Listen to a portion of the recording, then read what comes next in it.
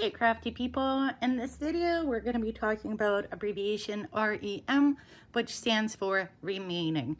Remaining can be used when talking about a particular stitch within a stitch pattern. So for instance, in this stitch pattern, I've got stitches that are wrapping around previously made stitches, and I'll show you that in a minute. So describing this particular stitch, I would say do these steps, yarn over, and go through the remaining loops on hook. The other way remaining can be used is when describing a pattern and you've got a set of instructions.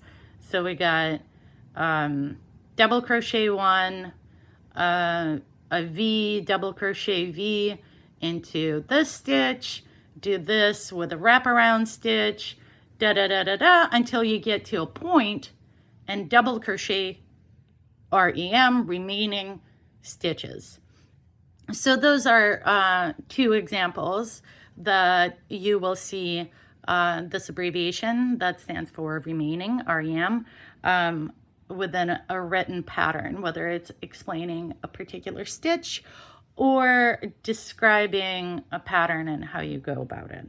So for instance, I've got a wraparound stitch, and the way it would be described written out is yarn over, go through the front to the back, yarn over, go through two loops,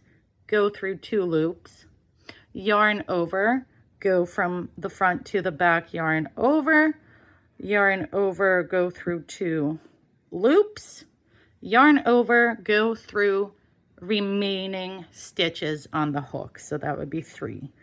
The next step here is my double crochet V into this V. And then the pattern would say double crochet into the remaining stitches. So that would be this one and the T chain, which is a turning chain.